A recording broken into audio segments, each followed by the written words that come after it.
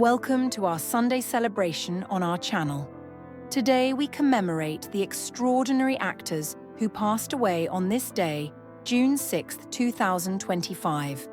Join us as we honor their remarkable contributions to the world of cinema. Our thoughts are with their families and fans during this time of remembrance. May their legacies continue to inspire us all. Before we begin, please show your support by liking this video and subscribing to our channel for more heartfelt tributes. As a young teenager, I searched desperately for books and stories that might affirm my identity, narratives that could reflect even a sliver of what I felt inside.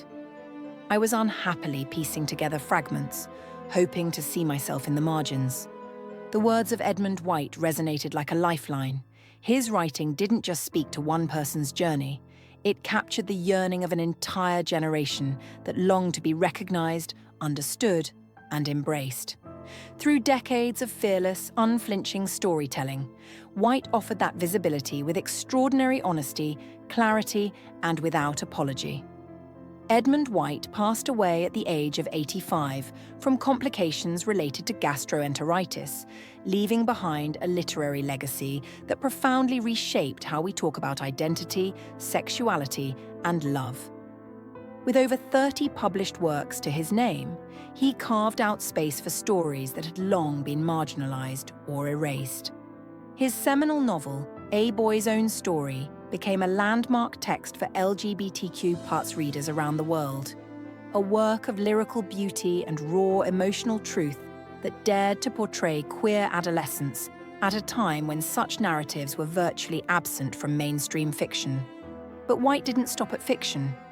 He co-authored The Joy of Gay Sex, a revolutionary and unapologetically frank guide that offered information, affirmation, and, according to many, saved lives simply by telling the truth. His voice was not just literary, it was luminous. Friends, colleagues, and former students remember him not only for his brilliance, but for his generous spirit, his sharp wit, and his nurturing mentorship. At Princeton, where he taught for years, he inspired a new generation of writers to explore their truths without fear. Open about his HIV diagnosis, White spoke candidly, offering courage and hope to many living in silence. His husband, writer Michael Carroll, confirmed the news of his passing. Though grief is palpable, there is also deep gratitude for a life that changed lives. White's influence extended far beyond literature. He became a symbol of resilience and authenticity. Writer Michael Cunningham once described him as a lighthouse in dark fog. Through his essays, memoirs, and novels, Edmund White helped countless others find direction, find strength, and most of all, find themselves. He is survived by Carroll and his sister Margaret. His words remain, shining brightly. Philippe Labro possessed a singular way of seeing the world, an insight so compelling it made you lean in and listen. He made stories feel grander and life more vivid, recalled a longtime colleague. A revered French storyteller, journalist, and filmmaker, Labro passed away peacefully at the age of 88, following a brief illness, his family confirmed. Born in Montauban, Labro embarked early on a lifelong pursuit of observation, expression, and creation, an odyssey that would leave a profound mark on French media and culture. His formative years led him across the Atlantic to the United States, where he immersed himself in the energy of a foreign land, studying, traveling, and absorbing a culture that would later inform his distinctive narrative voice. That American chapter became foundational to his evolution as both journalist and author, enriching his worldview and sharpening his storytelling instincts. Upon returning to Europe, Labro swiftly carved a place for himself among the leading voices of his generation. As a reporter for Europe 1 and chief correspondent for France Soir, he delivered reportage that blended incisive analysis with profound humanity. His coverage of President John F. Kennedy's assassination was especially noteworthy, so much so that he was summoned to speak before the Warren Commission, having met Jack Ruby in person. Yet, Labro never confined himself to a single path. He was a writer of uncommon depth, penning novels brimming with emotional and intellectual complexity. L'étudiant étranger, recipient of the prestigious Prix Inter Alliés, remains a cherished work among readers. Labro's creative reach extended to cinema, where films such as The Inheritor and The Hunter Will Get You demonstrated his flair for crafting compelling narratives in collaboration with iconic figures of French film. As director of programming at RTL, he shaped the voice of French radio for a new era, mentoring generations of broadcasters with generosity and insight.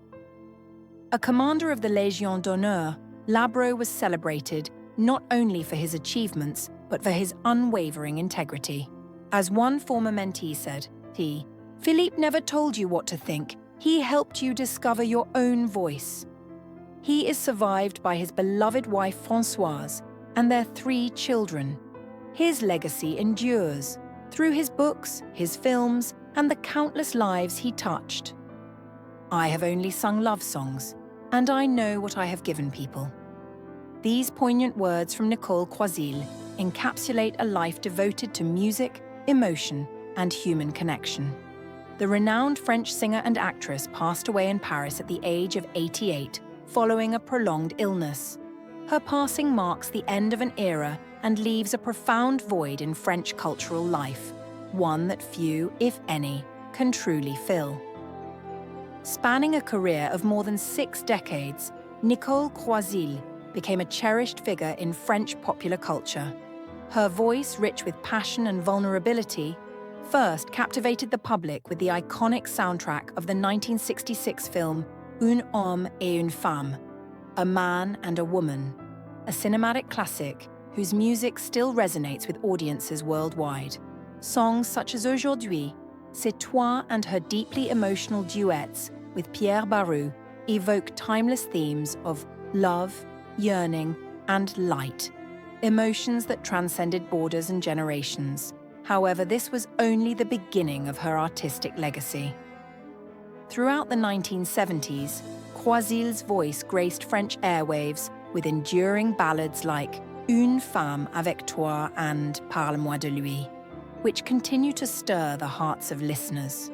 She was not merely a performer, she was an embodiment of raw emotion, conveying joy, sorrow, and passion with unparalleled authenticity. Her talent extended far beyond music. Croisille appeared in over 20 films throughout her career, seamlessly transitioning between stage and screen. Internationally, she made her mark with songs such as Woman in Your Arms, which gained popularity even in Australia. Although she was not ultimately selected to represent France at the Eurovision Song Contest, her candidacy alone was a testament to her dedication to sharing her voice with the world. In recognition of her artistic contributions, France honoured her as a Knight of the Legion of Honour. Even while battling Meniere's disease, she remained committed to her craft, continuing to inspire through her resilience and artistry. Her agent, Jacques Mémé, reflected, "She fought with immense strength and courage until the very end." Nicole Croisille was more than a performer. She was a symbol of grace, dedication, and artistic generosity. Though she has left the stage, her voice endures, an eternal echo of love, music, and the human spirit. There was something about Birgit Carlstén that made even silence feel like poetry. A fellow actor once remarked that in her presence, stillness itself seemed to speak volumes. And indeed, that was her gift, transforming quiet moments into profound meaning. Over a remarkable career spanning more than 4 decades in film, theatre, and television, Carlstén guided audiences through laughter, sorrow, and deep introspection with an honesty that never wavered. She passed away peacefully in Ursula at the age of 75 after a period of illness, leaving behind a silence that now feels heavier in the world of Swedish arts. Her absence is deeply felt, but her legacy endures in every scene, every line, and every breath of her performances.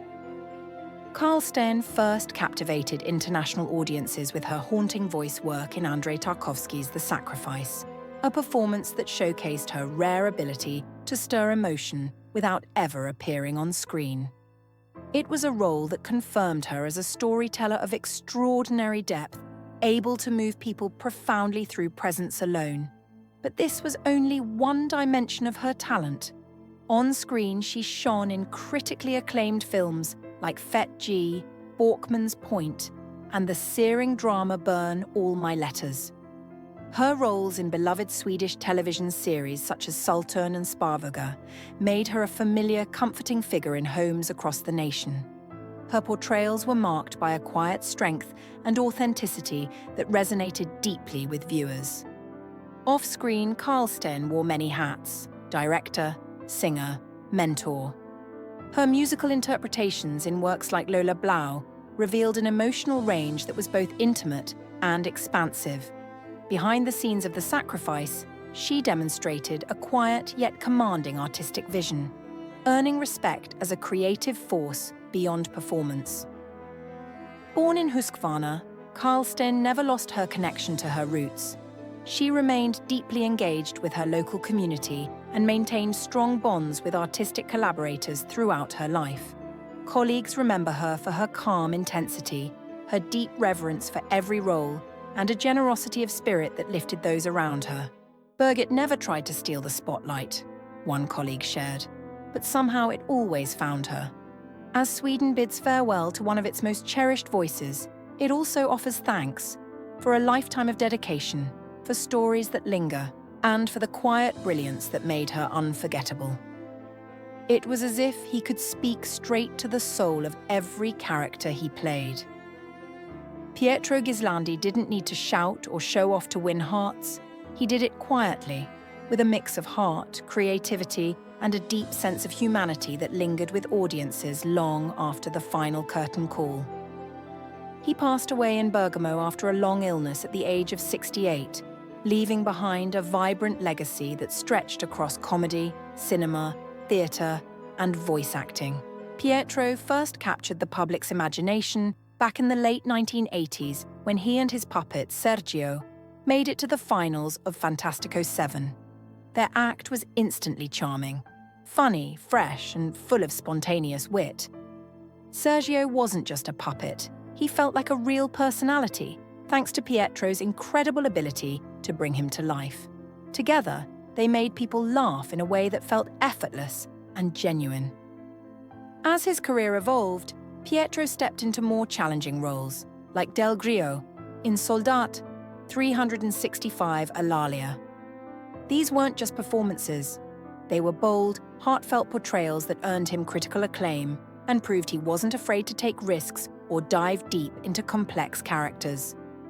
These moments helped define him not just as a comedian, but as a true character actor with incredible range. His film appearances, whether in beloved classics like Il Urlo di Goma or the laugh-out-loud comedies of I Piacconi, showcased a rare mix of comic timing and emotional insight. He had a face made for comedy, but his empathy gave his characters real depth. On stage, he often did the impossible, transforming entire productions by playing multiple roles himself, like in Histoire du Soldat with the Musica del Teatro Orchestra. Pietro was also Italy's most recognized ventriloquist. Sergio was more than foam and fabric. He had soul, timing, and charm. Their connection was real, and it resonated with fans of all ages. Pietro's voice echoed in Disney films and animated classics, always adding a special touch. Director Paolo Belloli once said, "Pietro had a rare balance of intellect and sensitivity. Every performance came from a place of truth." And it's true. His work lives on in every smile, every chuckle, every moment of magic he brought into people's everyday lives. Yolanda Piedad, Polastri Garibaldi, better known by the name that sparked joy across generations, Yola Polastri, or simply Yola, was Peru's very own queen of children's entertainment. With her dazzling costumes, boundless energy, and an endless supply of catchy tunes, Yola lit up television screens for over 20 years with shows like El Mundo de los Niños y su Mundo, and the ever-cheerful Hola Yola. Her shows weren't just popular, they were cultural phenomena, consistently topping the ratings and turning living rooms into stages for sing-alongs and dance parties. Before she was a household name, Yola was just a talented young girl twirling through the halls of Colegio Santa Rosa de Lima in Lince, wowing everyone with her ballet moves and flair for modern dance. She later took her dramatic flair up a notch at the Club de Teatro de Lima, polishing her acting chops. By 17, she was already making waves on Panamericana television, acting in telenovelas and variety shows, laying the groundwork for a career that would sparkle for decades. From 1972 to 1994, she reigned supreme on Peruvian TV, with El Mundo de los Niños evolving into Los Niños y su Mundo, and eventually transforming into Hola Yola on America Televisión. Yola didn't just perform, she inspired. Her vibrant shows launched the careers of her beloved Burbujitos, a bubbly bunch of young talents including future stars like Jorge Benavides and Alberto Bengalia. Even when trends shifted and new shows emerged, Yola didn't miss a beat.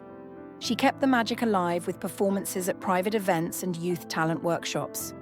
The 2000s saw her lighting up stages like Teatro Marsano and Teatro Canut, and in 2005, she packed Estadio Monumental with 15,000 nostalgic fans for Recobrando Valores.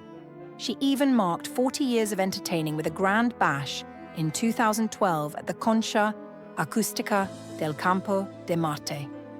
In 2018, after undergoing treatment for a cerebral aneurysm, Yola bounced back, because of course she did.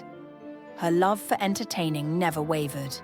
When she passed away on July 7, 2024, just 133 days after her 74th birthday, she left behind more than memories. She left a legacy of joy, sparkle, and songs that generations will never forget. Jane F. McAlevey, a towering figure in labor activism, devoted her life to empowering working people and revitalizing unions both in the United States and internationally. Born on October 12, 1964, in New York City, McAlevey's legacy is defined by her relentless pursuit of justice and her deep belief in the power of collective action. She championed a model of unionism that prioritized grassroots participation, contending that unions built from the bottom up, where workers themselves are central decision-makers, are the most effective tools for combating economic inequality and corporate power. From 1997 to 2008, McAlevey played a pivotal role in several high-impact organizing campaigns, working with the AFL-CIO and the Service Employees International Union, SEIU. Her work helped reshape organizing strategies across healthcare, education, and public service sectors. Beyond the US, she served as a consultant and mentor to labor organizations around the world, sharing her expertise to help unions build strong, member-led movements capable of resisting anti-union legislation and corporate pressure. Her approach combined strategic planning, deep organizing, and leadership development, making her a sought-after guide for activists seeking sustainable change. McAlevey's influence also extended through her prolific writing. Her books, such as Raising Expectations and Raising Hell, and No Shortcuts, Organizing for Power in the New Gilded Age, along with articles in The Nation and other progressive outlets, provided both theoretical insights and practical guidance for organizers. These works continue to serve as foundational texts in labor education. In addition to her union work, McAlevey collaborated with a broad spectrum of movements, including immigrant rights advocates, tenant unions, and climate justice groups, emphasizing the interconnectedness of social struggles. Her reach was further amplified through her popular online training course, Organizing for Power, hosted by the Rosa Luxemburg Foundation. The course drew 36,000 participants from over 130 countries and was translated into multiple languages, reflecting her global resonance as an educator and activist. Deeply shaped by her upbringing, marching in civil rights and anti-war protests with her politically engaged father, McAlevey's commitment to justice was lifelong. Even after being diagnosed with multiple myeloma, she remained active in the labor movement until her passing at age 59 in Muir Beach, California. Her vision, strategies, and unyielding passion have left a lasting imprint, inspiring new generations to fight for a fairer world. Khyree Jackson, a remarkably talented young cornerback for the Minnesota Vikings, tragically lost his life at the age of 24 on July 1st, following a catastrophic automobile accident in Upper Marlboro, Maryland. The heartbreaking incident also claimed the lives of two of Jackson's former high school teammates, compounding the profound grief felt by their community and resonating throughout the broader landscape of professional sports. Jackson, a fourth-round selection in the 2024 NFL Draft, was on the cusp of a promising professional career, one that had already begun to garner attention for both his athletic prowess and personal integrity. Jackson's journey to the NFL was emblematic of resilience and exceptional ability. His collegiate career was marked by distinguished performances, including a standout season with the University of Oregon, where he earned first-team All-Pac-12 honors for his contributions on the field. Prior to that, he showcased his talents at the University of Alabama, appearing on one of college football's grandest stages, the 2022 College Football Playoff National Championship game against the Georgia Bulldogs. These achievements not only underscored his skill as a defensive back, but also reflected his dedication to continuous growth and excellence in the sport he loved. Yet, it was not only Jackson's athletic accomplishments that left a lasting impression. Those who knew him best, coaches, teammates, and friends, consistently described him as a young man of uncommon character, exuding warmth, charisma, and an infectious enthusiasm that uplifted everyone around him.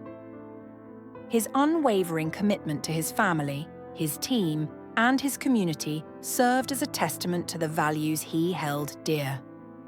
Minnesota Vikings head coach Kevin O'Connell paid tribute to Jackson's vibrant spirit and the extraordinary promise he showed not just as a football player, but as a human being deeply invested in making a difference beyond the gridiron. In mourning this profound loss, the NFL community and countless fans reflect on a life that, though tragically brief, was rich in impact and meaning. Khyree Jackson's legacy, as a gifted athlete, a beloved teammate, and a compassionate individual, will endure, continuing to inspire aspiring athletes and all who had the privilege of crossing paths with him. Our deepest sympathies are with his family, friends, and teammates during this time of immeasurable sorrow. Willie Mays, affectionately known as the Say Hey Kid, passed away at the age of 93 due to heart failure, leaving behind an enduring legacy as one of the greatest figures in the history of baseball. Over the course of an extraordinary 23-season career in Major League Baseball, Mays captivated fans with a rare combination of athleticism, skill, and charisma that elevated the game to new heights. Born in Westfield, Alabama, he began his professional journey in the Negro Leagues, where his prodigious talent was quickly recognized. He soon transitioned to Major League Baseball, making an indelible impact with the New York Giants, who later relocated to San Francisco, and concluding his career with the New York Mets. Mays made his Major League debut in 1951, marking the beginning of a stellar career that would include 24 All-Star selections and 2 Most Valuable Player awards. He distinguished himself as a quintessential 5-tool player, capable of excelling in hitting for average and power, base running, fielding, and throwing. One of his most iconic moments came during the 1954 World Series, when he executed a breathtaking over-the-shoulder catch, a play that remains etched in baseball history as a symbol of his defensive brilliance. Offensively, Mays was a powerhouse. He led the league in home runs on 4 occasions and concluded his career with a .302 batting average, underscoring his consistent performance at the plate. He was also the first National League player to record 30 home runs and 30 stolen bases in a single season, showcasing his exceptional speed and baseball intelligence. Beyond the field, Mays' influence was equally significant. His joyful demeanor, professionalism, and mentorship earned him admiration from teammates, opponents, and fans alike. He continued to contribute to the sport after his retirement, serving as a special assistant to the Giants, where he played a pivotal role in guiding and inspiring younger generations. Willie Mays was more than an athlete. He was a cultural icon and a symbol of excellence, resilience, and integrity. His contributions to baseball and society were recognized with numerous honors, including induction into the Baseball Hall of Fame in 1979 and the Presidential Medal of Freedom in 2015. His legacy will forever remain woven into the fabric of American sports and culture. Pat Colbert, the cherished actress best known for her unforgettable portrayal of Dora May in the legendary television series Dallas, passed away peacefully at the age of 77 on June 23rd at her home in Compton, California. A true embodiment of grace and perseverance, Pat faced the challenges of life with unwavering strength, having courageously battled and survived 3 strokes over the past decade. Her resilience, both in her personal life and professional journey, served as a testament to the inner fortitude that defined her character on and off screen. Colbert's entrance into the world of television began in 1979 with her role as a model in Ice Shield, a performance that marked the inception of a vibrant and multifaceted acting career. This early appearance opened the doors to a succession of compelling roles in popular TV shows throughout the 1980s, including Flamingo Road, Benson, The Fall Guy, and Knots Landing. Her talent for bringing authenticity and emotional depth to her characters earned her a respected place among television's most admired actresses. One of her standout performances came in the CBS drama Capital, where she portrayed Cora Mullins, a character who added complexity and intrigue to the show's political drama. However, it was in 1983 that Pat secured her most iconic role as Dora May, the poised and endearing host and manager of the Oil Barons Club in Dallas. Her portrayal resonated deeply with fans and became a staple of the series until its conclusion in 1991, cementing her legacy in television history. Pat's versatility as an actress extended well beyond the small screen. She made notable appearances in films such as Blake Edwards' satirical comedy S.O.B. and the cult classic Hysterical. In 1987, she starred alongside Bill Cosby in the spy comedy Leonard Part 6, playing Alison Parker, and later took roles in productions like Tom and Dusty, Go to Mexico, The Lost Treasure, and If Not for His Grace. Throughout her career, Pat Colbert brought warmth, dignity, and charisma to every role she inhabited. Her enduring legacy is one of artistic excellence and inspiring resilience. As we honor her memory, we celebrate a life that touched countless viewers and a spirit that will never be forgotten. Doug Ingle, a key figure in the world of psychedelic rock and one of the founding members of Iron Butterfly, recently passed away at the age of 78. He left behind a remarkable legacy that shaped the sound of the late 1960s, especially through his legendary song In-A-Gadda Da Vida. Born on September 9, 1945, in Omaha, Nebraska, Doug's musical journey started early, inspired by his father, Lloyd, who was a church organist. When the family moved to San Diego during Doug's childhood, it opened up new opportunities that would eventually lead him to a groundbreaking career in music. In 1966, Doug helped form Iron Butterfly, quickly becoming a driving force in the vibrant Los Angeles music scene. As the band's organist and lead vocalist, he played a major role in creating albums that really connected with the counterculture movement of the time. Their iconic track, In-A-Gadda Da Vida, which was written during the band's early days but recorded on their second album, became an instant classic. This epic 17-minute song, featuring haunting organ melodies, and long instrumental solos struck a chord with listeners and quickly went gold, making it one of the first records to receive a platinum certification. The song's creative spirit not only cemented Iron Butterfly's place in rock history, but also inspired many later artists, from Black Sabbath to Soundgarden. Doug's influence wasn't limited to just that one hit. He showed his musical versatility and vision through other albums like Heavy, Ball, and Metamorphosis. Even after Iron Butterfly broke up in 1971, Doug's impact on rock music lived on through occasional reunions and the ongoing influence he had on countless musicians. Outside of music, Doug led a varied life, managing RV parks and painting houses throughout the Pacific Northwest, showing there was much more to him than just his rock star persona. His passing marks the end of an era, but his pioneering work with Iron Butterfly will continue to inspire fans and musicians for years to come. Doug Ingle helped define a generation's sound, and his legacy in rock and roll will never be forgotten.